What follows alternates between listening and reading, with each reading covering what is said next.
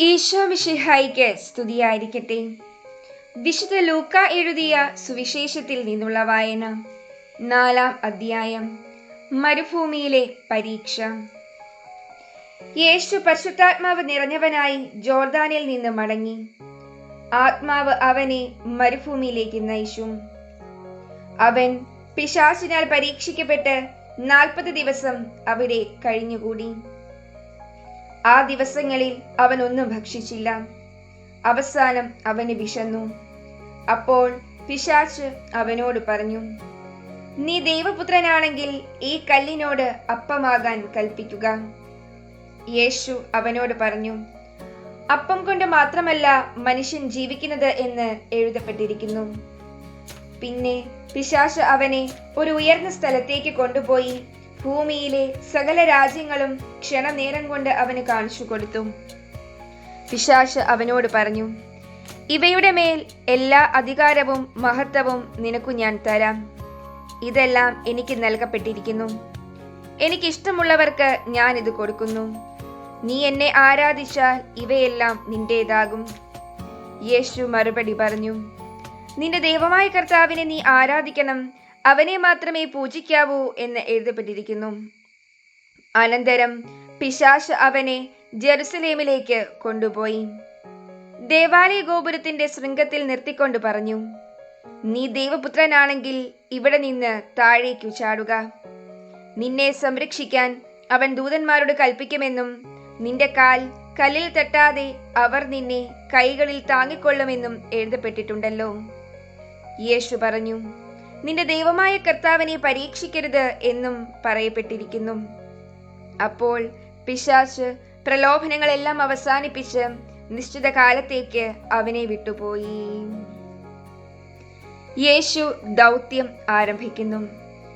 യേശു ആത്മാവിന്റെ ശക്തിയോടുകൂടെ ഗലീലയിലേക്ക് മടങ്ങിപ്പോയി. അവന്റെ കീർത്തി സമീപ പ്രദേശങ്ങളിലെങ്ങും വ്യാപിച്ചു. അവൻ അവരുടെ സിനഗോഗുകളിൽ പഠിപ്പിച്ചുകൊണ്ടിരുന്നു. എല്ലാവരും അവനെ പുകഴ്ത്തി.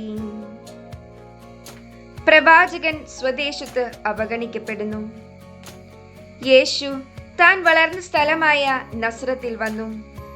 പതിവ് പോലെ ഒരു സാബത്ത് ദിവസം അവൻ അവരുടെ സിനഗോഗിൽ പ്രവേശിച്ച് വായിക്കാൻ എഴുന്നേറ്റു നിന്നു. ഏശയ്യാ പ്രവാചകന്റെ പുസ്തകം അവന് നൽകപ്പെട്ടു. പുസ്തകം തുറന്നപ്പോൾ ഇപ്രകാരം എഴുതിയിരിക്കുന്നത് അവൻ കണ്ടു, കർത്താവിന്റെ ആത്മാവ് എന്റെ മേൽ ഉണ്ട്. ദരിദ്രരെ സുവിശേഷം അറിയിക്കാൻ അവിടുന്ന് എന്നെ അഭിഷേകം ചെയ്തിരിക്കുന്നു. ബന്ധിതർക്ക് മോചനവും അന്ധർക്കു കാഴ്ചയും അടിച്ചമർത്തപ്പെട്ടവർക്ക് സ്വാതന്ത്ര്യവും കർത്താവിന് സ്വീകാര്യമായ വത്സരവും പ്രഖ്യാപിക്കാൻ അവിടുന്ന് എന്നെ അയച്ചിരിക്കുന്നു. പുസ്തകം അടച്ച് ശുശ്രൂഷകനെ ഏൽപ്പിച്ചതിനു ശേഷം അവൻ ഇരുന്നു. സിനഗോഗിലുണ്ടായിരുന്ന എല്ലാവരും അവനെ ഉറ്റുനോക്കിക്കൊണ്ടിരുന്നു. അവൻ അവരോട് പറയാൻ തുടങ്ങി, നിങ്ങൾ കേട്ടിരിക്കെ തന്നെ ഇന്ന് ഈ തിരുവെഴുത്ത് നിറവേറിയിരിക്കുന്നു. എല്ലാവരും അവനെപ്പറ്റി പ്രശംസിച്ചു പറയുകയും അവന്റെ നാവിൽ നിന്ന് പുറപ്പെട്ട കൃപാവചസ്സു കേട്ട് അത്ഭുതപ്പെടുകയും ചെയ്തു. ഇവൻ ജോസഫിന്റെ മകനല്ലേ എന്ന് അവർ ചോദിച്ചു.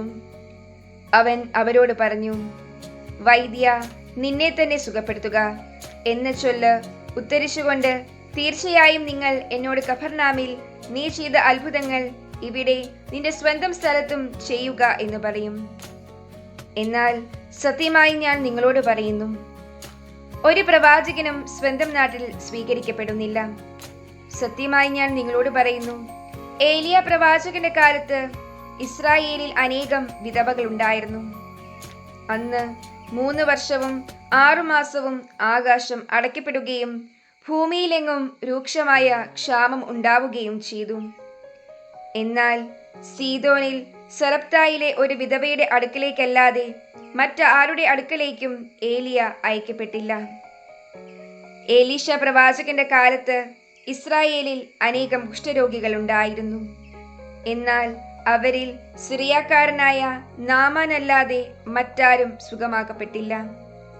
ഇതു കേട്ടപ്പോൾ സിനഗോഗിലുണ്ടായിരുന്ന എല്ലാവരും കോപാകുലരായി. അവർ അവനെ പട്ടണത്തിൽ നിന്ന് പുറത്താക്കുകയും തങ്ങളുടെ പട്ടണം സ്ഥിതി ചെയ്യുന്ന മലയുടെ ശൃംഗത്തിൽ നിന്ന് താഴേക്ക് തള്ളിയിടാനായി കൊണ്ടുപോവുകയും ചെയ്തു. എന്നാൽ അവൻ അവരുടെ ഇടയിലൂടെ നടന്ന് അവിടം വിട്ടുപോയി. പിശാചുബാധിതനെ സുഖപ്പെടുത്തുന്നു. പിന്നെ അവൻ ഗലീലയിലെ ഒരു പട്ടണമായ കഫർനാമിൽ എത്തി സാബത്തിൽ അവരെ പഠിപ്പിച്ചുകൊണ്ടിരുന്നു. അവന്റെ പ്രബോധനത്തിൽ അവർ വിസ്മയഭരിതരായി. കാരണം അധികാരത്തോടു കൂടിയതായിരുന്നു അവന്റെ വചനം. അവിടെ സിനഗോഗിൽ അശുദ്ധാത്മാവ് ബാധിച്ച ഒരുവനുണ്ടായിരുന്നു. അവൻ ഉറക്കെ നിലവിളിച്ചു പറഞ്ഞു, നസ്രായനായ യേശുവേ, നീ എന്തിന് ഞങ്ങളുടെ കാര്യത്തിൽ ഇടപെടുന്നു? ഞങ്ങളെ നശിപ്പിക്കാനാണോ നീ വന്നിരിക്കുന്നത്? നീ ആരാണെന്ന് എനിക്കറിയാം, ദൈവത്തിന്റെ പരിശുദ്ധൻ. യേശു അവനെ ശാസിച്ചു പറഞ്ഞു, മിണ്ടരുത്, അവനെ വിട്ടുപോകൂ. ആ പിശാച് ഉപദ്രവമൊന്നും വരുത്താതെ എല്ലാവരുടെയും നടുവിലേക്ക് അവനെ തള്ളിയിട്ടതിനു ശേഷം അവനെ വിട്ടുപോയി. എല്ലാവരും അത്ഭുതപ്പെട്ട് പരസ്പരം പറഞ്ഞു, എന്തൊരു വചനമാണിത്! ഇവൻ അധികാരത്തോടും ശക്തിയോടും കൂടെ അശുദ്ധാത്മാക്കളോട് കൽപ്പിക്കുകയും അവ വിട്ടുപോവുകയും ചെയ്യുന്നുവല്ലോ. അവന്റെ കീർത്തി സമീപ പ്രദേശങ്ങളിലെങ്ങും വ്യാപിച്ചു. യേശു പത്രോസിന്റെ ഭവനത്തിൽ. അവൻ സിനഗോഗിൽ നിന്ന് എഴുന്നേറ്റ് ശിമയോന്റെ വീട്ടിലേക്ക് പോയി. ശിമയോന്റെ അമ്മായിയമ്മ കലശലായ പനി ബാധിച്ച് കിടപ്പായിരുന്നു. ആളുകൾ അവൾക്ക് വേണ്ടി അവനോട് സഹായം അപേക്ഷിച്ചു. അവൻ അവളുടെ അടുത്തെത്തി പനിയെ ശാസിച്ചു. അത് അവളെ വിട്ടുമാറി. ഉടനെ അവൾ എഴുന്നേറ്റ് അവനെ ശുശ്രൂഷിച്ചു. വൈകുന്നേരമായപ്പോൾ വിവിധ രോഗങ്ങളാൽ കഷ്ടപ്പെട്ടിരുന്നവരെയെല്ലാം അവർ അവന്റെ അടുത്ത് കൊണ്ടുവന്നു. ഓരോരുത്തരുടെയും മേൽ കൈവച്ച് അവൻ അവരെ സുഖപ്പെടുത്തി. നീ ദൈവപുത്രനാണ് എന്ന് ഉറക്കെ വിളിച്ചു പറഞ്ഞുകൊണ്ട് അനേകരിൽ നിന്ന് പിശാചുക്കൾ വിട്ടുപോയി. അവൻ അവയെ ശാസിച്ചു. താൻ ക്രിസ്തുവാണെന്ന് അവയ്ക്ക് അറിയാമായിരുന്നതുകൊണ്ട് അവൻ അവയെ സംസാരിക്കാൻ അനുവദിച്ചില്ല. സിനഗോഗിൽ പ്രസംഗിക്കുന്നു. പ്രഭാതമായപ്പോൾ അവൻ ഒരു വിജന സ്ഥലത്തേക്ക് പോയി. ജനക്കൂട്ടം അവനെ അന്വേഷിച്ചു ചെന്നു. തങ്ങളെ വിട്ടു പോകരുതെന്ന് അവർ അവനെ നിർബന്ധിച്ചു.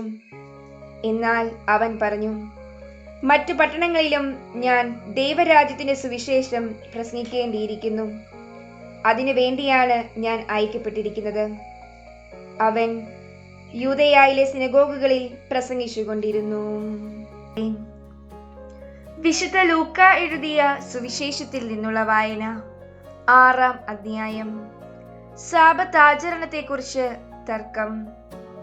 ഒരു സാബത്ത് ദിവസം യേശു ഗോതമ്പ് വയലിലൂടെ കടന്നു പോകുമ്പോൾ അവന്റെ ശിഷ്യന്മാർ കതിരുകൾ പറിച്ച് കൈകൊണ്ട് തിരുമി തിന്നു. ഫരിസേയരിൽ ചിലർ ചോദിച്ചു, സാബത്തിൽ നിഷിദ്ധമായത് നിങ്ങൾ ചെയ്യുന്നതെന്ത്? അവൻ മറുപടി പറഞ്ഞു, വിശന്നപ്പോൾ ദാവീദും അനുചരന്മാരും എന്താണ് ചെയ്തതെന്ന് നിങ്ങൾ വായിച്ചിട്ടില്ലേ? അവൻ ദേവാലയത്തിൽ പ്രവേശിച്ച് പുരോഹിതന്മാർക്കല്ലാതെ മറ്റാർക്കും ഭക്ഷിക്കാൻ അനുവാദമില്ലാത്ത കാഴ്ചയപ്പം എടുത്ത് ഭക്ഷിക്കുകയും കൂടെയുണ്ടായിരുന്നവർക്ക് കൊടുക്കുകയും ചെയ്തില്ലേ?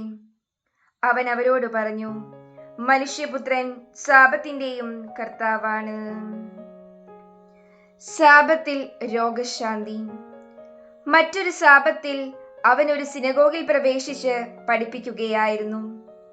അവിടെ വലത്തുകൈ ശോഷിച്ച ഒരുവൻ ഉണ്ടായിരുന്നു. നിയമജ്ഞരും ഫരിസേയരും യേശുവിൽ കുറ്റമാരോപിക്കാൻ പഴുതു നോക്കി സാബത്തിൽ അവൻ രോഗശാന്തി നൽകുമോ എന്ന് ശ്രദ്ധിച്ചുകൊണ്ടിരുന്നു. അവൻ അവരുടെ വിചാരങ്ങൾ മനസ്സിലാക്കിയിട്ട് കൈ ശോഷിച്ചവനോട് പറഞ്ഞു, എഴുന്നേറ്റ് നടുവിൽ വന്ന് നിൽക്കുക. അവൻ എഴുന്നേറ്റു നിന്നു. യേശു അവരോട് പറഞ്ഞു, ഞാൻ നിങ്ങളോട് ചോദിക്കുന്നു, സാബത്തിൽ നന്മ ചെയ്യുന്നതോ തിന്മ ചെയ്യുന്നതോ ജീവനെ രക്ഷിക്കുന്നതോ നശിപ്പിക്കുന്നതോ ഏതാണ് അനുവദനീയം? അവിടെ കൂടിയിരുന്ന എല്ലാവരുടെയും നേരെ നോക്കിക്കൊണ്ട് അവൻ ആ മനുഷ്യനോട് പറഞ്ഞു, കൈ നീട്ടുക. അവൻ കൈ നീട്ടി, അത് സുഖപ്പെട്ടു. അവർ രോഷാകുലരായി യേശുവിനോട് എന്താണ് ചെയ്യേണ്ടതെന്ന് പരസ്പരം ആലോചിച്ചു. അപ്പസ്തോലന്മാരെ തെരഞ്ഞെടുക്കുന്നു. ആ ദിവസങ്ങളിൽ അവൻ പ്രാർത്ഥിക്കാനായി ഒരു മലയിലേക്ക് പോയി. അവിടെ ദൈവത്തോട് പ്രാർത്ഥിച്ചുകൊണ്ട് രാത്രി മുഴുവൻ ചെലവഴിച്ചു. പ്രഭാതമായപ്പോൾ അവൻ ശിഷ്യന്മാരെ അടുത്ത് വിളിച്ച് അവരിൽ നിന്ന് 12 പേരെ തെരഞ്ഞെടുത്ത് അവർക്ക് അപ്പസ്തോലന്മാർ എന്നു പേരു നൽകി. അവർ പത്രോസ് എന്ന് അവൻ പേരു നൽകിയ ശിമയോൻ, അവന്റെ സഹോദരനായ അന്ത്രയോസ്, യാക്കോബ്, യോഹന്നാൻ, പീലിപ്പോസ്, ബെർത്തലോമിയോ, മത്തായി, തോമസ്, ഹൽപ്പയുടെ പുത്രനായ യാക്കോബ്, തീവ്രവാദിയായി അറിയപ്പെട്ടിരുന്ന ശിമയോൻ, യാക്കോബിന്റെ മകനായ യൂദാസ്, ഒറ്റുകാരനായി തീർന്ന യൂദാസ് കറിയോത്ത എന്നിവരാണ്. രോഗികളെ സുഖപ്പെടുത്തുന്നു. അവൻ അവരോടുകൂടെ ഇറങ്ങി സമതലത്തിൽ വന്നു നിന്നു. ശിഷ്യന്മാരുടെ ഒരു വലിയ ഗണവും അവന്റെ വചനം ശ്രവിക്കുന്നതിനും രോഗശാന്തി നേടുന്നതിനുമായി യൂദയ, ജെറുസലേം എന്നിവിടങ്ങളിൽ നിന്നും ടൈർ, സീദോൻ എന്നീ തീരപ്രദേശങ്ങളിൽ നിന്നും വന്ന വലിയ ജനസമൂഹവും അവിടെ ഒരുമിച്ചുകൂടി. അശുദ്ധാത്മാക്കളാൽ പീഡിതരായവർ സുഖമാക്കപ്പെട്ടു. ജനങ്ങളെല്ലാം അവനെ ഒന്ന് സ്പർശിക്കാൻ അവസരം പാർത്തിരുന്നു. എന്തെന്നാൽ അവനിൽ നിന്ന് ശക്തി പുറപ്പെട്ട് എല്ലാവരെയും സുഖപ്പെടുത്തിയിരുന്നു. സുവിശേഷ ഭാഗ്യങ്ങൾ. അവൻ ശിഷ്യരുടെ നേരെ കണ്ണുകൾ ഉയർത്തി അരുളി ചെയ്തു: ദരിദ്രരെ, നിങ്ങൾ ഭാഗ്യവാന്മാർ, ദൈവരാജ്യം നിങ്ങളുടേതാണ്. ഇപ്പോൾ വിശപ്പ് സഹിക്കുന്നവരെ, നിങ്ങൾ ഭാഗ്യവാന്മാർ, നിങ്ങൾ തൃപ്തരാക്കപ്പെടും. ഇപ്പോൾ കരയുന്നവരെ, നിങ്ങൾ ഭാഗ്യവാന്മാർ, നിങ്ങൾ ചിരിക്കും. മനുഷ്യപുത്രൻ നിമിത്തം മനുഷ്യർ നിങ്ങളെ ദ്വേഷിക്കുകയും പുറംതള്ളുകയും അവഹേളിക്കുകയും നിങ്ങളുടെ പേര് ദുഷിച്ചതായി കരുതി തിരസ്കരിക്കുകയും ചെയ്യുമ്പോൾ നിങ്ങൾ ഭാഗ്യവാന്മാർ. അപ്പോൾ നിങ്ങൾ ആഹ്ലാദിക്കുവിൻ, സന്തോഷിച്ച് കുതിച്ചു ചാടുവിൻ. സ്വർഗത്തിൽ നിങ്ങളുടെ പ്രതിഫലം വലുതായിരിക്കും. അവരുടെ പിതാക്കന്മാർ പ്രവാചകന്മാരോടും ഇപ്രകാരം തന്നെയാണ് പ്രവർത്തിച്ചത്. എന്നാൽ സമ്പന്നരെ, നിങ്ങൾക്ക് ദുരിതം, നിങ്ങളുടെ ആശ്വാസം നിങ്ങൾക്ക് ലഭിച്ചു കഴിഞ്ഞു. ഇപ്പോൾ സംതൃപ്തരായി കഴിയുന്നവരെ, നിങ്ങൾക്ക് ദുരിതം, നിങ്ങൾക്ക് വിശക്കും. ഇപ്പോൾ ചിരിക്കുന്നവരെ, നിങ്ങൾക്ക് ദുരിതം, നിങ്ങൾ ദുഃഖിച്ചു കരയും. മനുഷ്യരെല്ലാം നിങ്ങളെ പ്രശംസിച്ച് സംസാരിക്കുമ്പോൾ നിങ്ങൾക്ക് ദുരിതം. അവരുടെ പിതാക്കന്മാർ വ്യാജ പ്രവാചകന്മാരോടും അങ്ങനെ തന്നെ ചെയ്തു. തിന്മയെ നന്മ കൊണ്ട് ജയിക്കുക.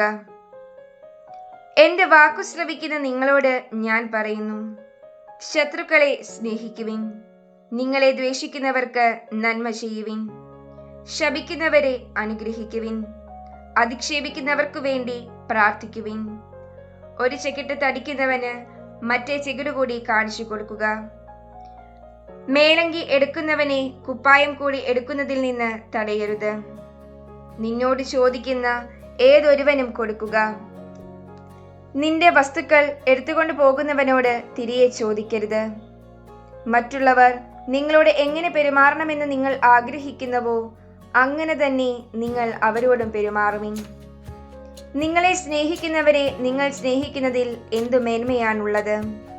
പാപികളും തങ്ങളെ സ്നേഹിക്കുന്നവരെ സ്നേഹിക്കുന്നുണ്ടല്ലോ. നിങ്ങൾക്ക് നന്മ ചെയ്യുന്നവർക്ക് നിങ്ങൾ നന്മ ചെയ്യുന്നതിൽ എന്ത് മേന്മയാണുള്ളത്? പാപികളും അങ്ങനെ ചെയ്യുന്നുണ്ടല്ലോ. തിരിച്ചു കിട്ടുമെന്ന് പ്രതീക്ഷിച്ച് വായ്പ കൊടുക്കുന്നതിൽ എന്തു മേന്മയാണുള്ളത്? കൊടുത്തിടത്തോളം തിരിച്ചു കിട്ടുമെന്ന പ്രതീക്ഷയിൽ പാപികളും പാപികൾക്ക് വായ്പ കൊടുക്കുന്നില്ലേ? എന്നാൽ നിങ്ങൾ ശത്രുക്കളെ സ്നേഹിക്കുവിൻ. തിരിച്ചു കിട്ടുമെന്ന് പ്രതീക്ഷിക്കാതെ മറ്റുള്ളവർക്ക് നന്മ ചെയ്യുകയും വായ്പ കൊടുക്കുകയും ചെയ്യുവിൻ. അപ്പോൾ നിങ്ങളുടെ പ്രതിഫലം വലുതായിരിക്കും. നിങ്ങൾ അത്യുന്നതന്റെ പുത്രന്മാരായിരിക്കുകയും ചെയ്യും. കാരണം അവിടുന്ന് നന്ദിഹീനരോടും ദുഷ്ടരോടും കരുണ കാണിക്കുന്നു. നിങ്ങളുടെ പിതാവ് കരുണയുള്ളവനായിരിക്കുന്നത് പോലെ നിങ്ങളും കരുണയുള്ളവരായിരിക്കുവിൻ. അന്യരെ വിധിക്കരുത്. നിങ്ങൾ വിധിക്കരുത്, നിങ്ങളും വിധിക്കപ്പെടുകയില്ല. കുറ്റാരോപണം നടത്തരുത്, നിങ്ങളുടെ മേലും കുറ്റം ആരോപിക്കപ്പെടുകയില്ല. ക്ഷമിക്കുവിൻ, നിങ്ങളോടും ക്ഷമിക്കപ്പെടും. കൊടുക്കുവിൻ, നിങ്ങൾക്കും കിട്ടും. അമർത്തിക്കുലക്കി നിറച്ചളന്ന് അവർ നിങ്ങളുടെ മടിയിൽ ഇട്ടുതരും. നിങ്ങൾ അളക്കുന്ന അളവ് കൊണ്ട് തന്നെ നിങ്ങൾക്കും അളന്നു കിട്ടും. അവനൊരു ഉപമയും അവരോട് പറഞ്ഞു. കുരുടന് കുരുടനെ നയിക്കുവാൻ സാധിക്കുമോ? ഇരുവരും കുഴിയിൽ വീഴുകയില്ലേ? ശിഷ്യൻ ഗുരുവിനേക്കാൾ വലിയവനല്ല, എന്നാൽ എല്ലാം പഠിച്ചു കഴിയുമ്പോൾ അവൻ ഗുരുവിനെ പോലെ ആകും. നിന്റെ സഹോദരന്റെ കണ്ണിലെ കരട് നീ കാണുകയും സ്വന്തം കണ്ണിലെ തടിക്കഷ്ണത്തെ ഗൗനിക്കാതിരിക്കുകയും ചെയ്യുന്നതെന്ത്? സ്വന്തം കണ്ണിലെ തടിക്കഷ്ണം കാണാതിരിക്കെ സഹോദര, നിന്റെ കണ്ണിലെ കരട് ഞാൻ എടുത്തു കളയട്ടെ എന്ന് പറയാൻ നിനക്ക് എങ്ങനെ കഴിയും? കപടനാട്യക്കാരാ, ആദ്യമേ നിന്റെ കണ്ണിലെ തടിക്കഷ്ണം എടുത്തു മാറ്റുക. അപ്പോൾ നിന്റെ സഹോദരന്റെ കണ്ണിലെ കരട് എടുത്തു കളയാൻ കഴിയത്തക്ക വിധം നിന്റെ കാഴ്ച തെളിയും. ഫലത്തിൽ നിന്ന് വൃക്ഷത്തെ അറിയുക. നല്ല വൃക്ഷം ചീത്ത ഫലങ്ങൾ പുറപ്പെടുവിക്കുന്നില്ല, ചീത്ത വൃക്ഷം നല്ല ഫലങ്ങളും. ഓരോ വൃക്ഷവും ഫലം കൊണ്ട് തിരിച്ചറിയപ്പെടുന്നു.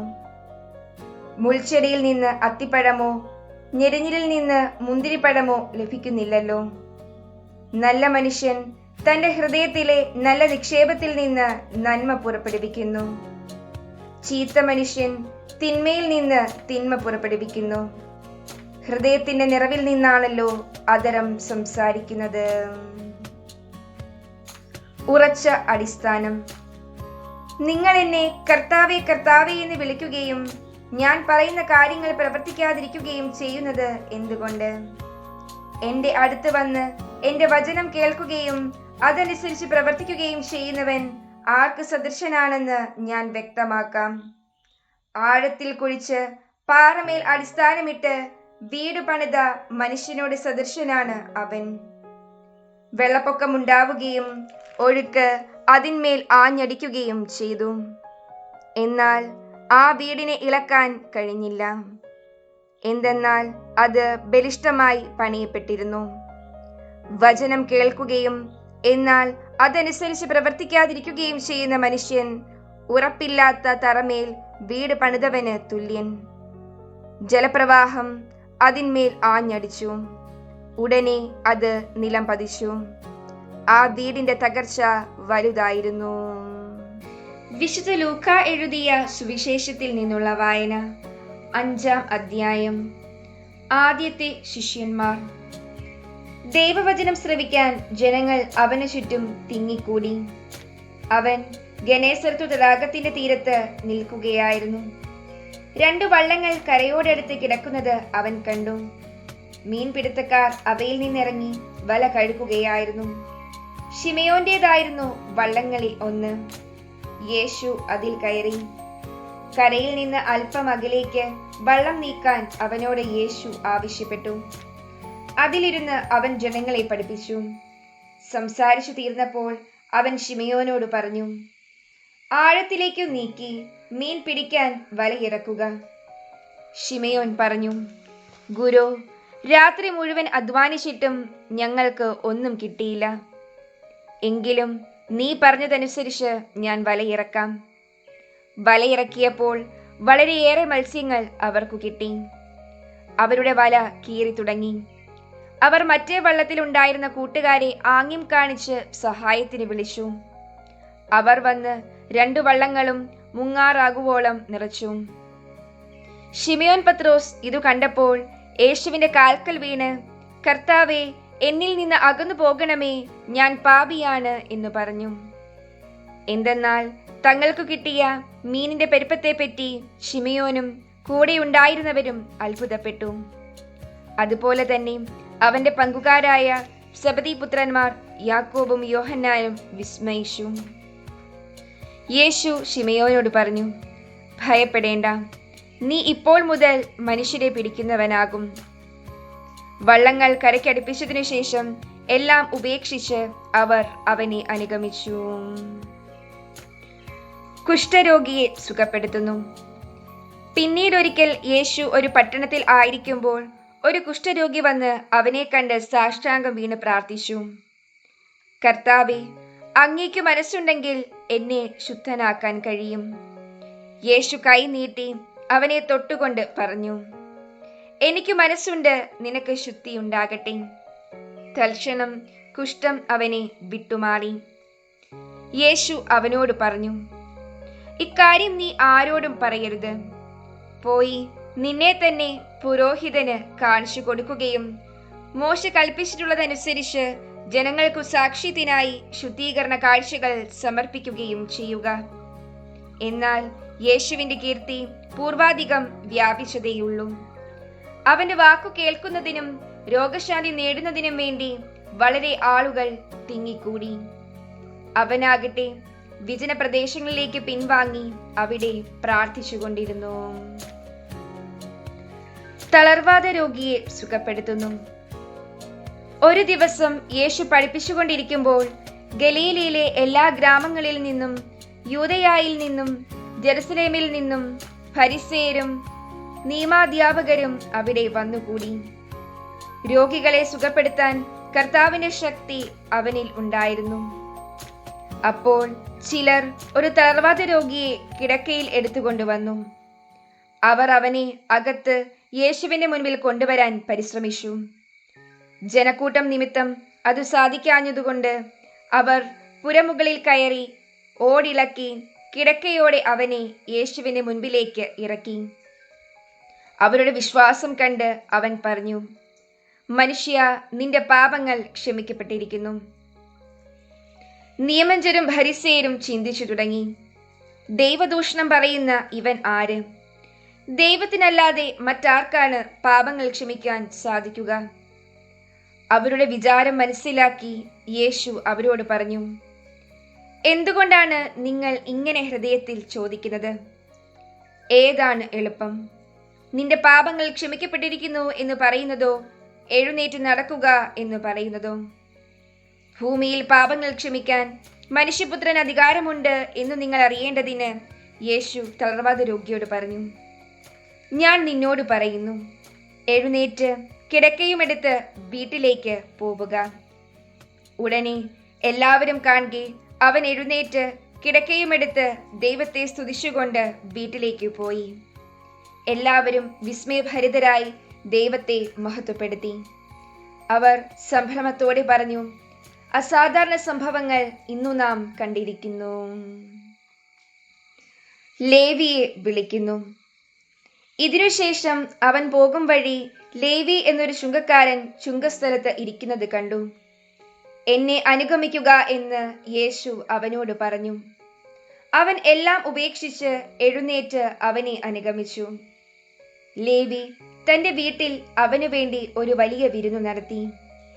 ചുങ്കക്കാരുടെയും മറ്റുള്ളവരുടെയും ഒരു വലിയ ഗണം അവരോടൊപ്പം ഭക്ഷണത്തിനിരുന്നു. ഫരിസേയരും നിയമജ്ഞരും പിറുപിറുപ്പോടെ അവന്റെ ശിഷ്യരോട് പറഞ്ഞു, നിങ്ങൾ ചുങ്കക്കാരോടും പാപികളോടുമൊത്ത് തിന്നുകയും കുടിക്കുകയും ചെയ്യുന്നത് എന്ത്? യേശു അവരോട് പറഞ്ഞു, ആരോഗ്യമുള്ളവർക്കല്ല, രോഗികൾക്കാണ് വൈദ്യനെ ആവശ്യം. ഞാൻ വന്നിരിക്കുന്നത് നീതിമാന്മാരെ വിളിക്കാനല്ല, പാപികളെ പശ്ചാത്താപത്തിലേക്ക് ക്ഷണിക്കാനാണ്. ഉപവാസത്തെ സംബന്ധിച്ച് തർക്കം. അവർ അവനോട് പറഞ്ഞു, യോഹന്നാന്റെ ശിഷ്യർ പലപ്പോഴും ഉപവസിക്കുകയും പ്രാർത്ഥിക്കുകയും ചെയ്യുന്നു. ഫരിസേയരുടെ ശിഷ്യരും അങ്ങനെ തന്നെ. എന്നാൽ നിന്റെ ശിഷ്യർ തിന്നുകുടിച്ച് നടക്കുന്നു. യേശു അവരോട് മറുപടി പറഞ്ഞു, മണവാളൻ കൂടെയുള്ളപ്പോൾ മണവറത്തോടരെ കൊണ്ട് ഉപവസിപ്പിക്കാൻ നിങ്ങൾക്ക് കഴിയുമോ? എന്നാൽ മണവാളൻ അവരിൽ നിന്ന് അകറ്റപ്പെടുന്ന ദിവസങ്ങൾ വരും. അപ്പോൾ അവർ ഉപവസിക്കും. അവൻ അവരോട് ഒരു ഉപമയും പറഞ്ഞു. ആരും പുതിയ വസ്ത്രത്തിൽ നിന്ന് കഷണം കീറിയെടുത്ത് പഴയ വസ്ത്രത്തോട് ചേർക്കാറില്ല. അങ്ങനെ ചെയ്താൽ പുതിയ വസ്ത്രം കീറുന്നു എന്ന് മാത്രമല്ല, പുതിയ കഷണം പഴയതിനോട് ചേരാതെ വരികയും ചെയ്യും. ആരും പുതിയ വീഞ്ഞ് പഴയ തോൽക്കുടങ്ങളിൽ ഒഴിച്ചു വയ്ക്കാറില്ല. അങ്ങനെ ചെയ്താൽ പുതിയ വീഞ്ഞ് പഴയ തോൽക്കുടങ്ങൾ ഭേദിച്ച് ഒഴുകിപ്പോവുകയും തോൽക്കുടങ്ങൾ നശിക്കുകയും ചെയ്യും. പുതിയ വീഞ്ഞ് പുതിയ തോൽക്കുടങ്ങളിലാണ് ഒഴിച്ചു വയ്ക്കേണ്ടത്. പഴയ വീഞ്ഞ് കുടിച്ച ഒരുവനും പുതിയത് ഇഷ്ടപ്പെടുകയില്ല. പഴയതാണ് മെച്ചം എന്നല്ലേ പറയുന്നത്.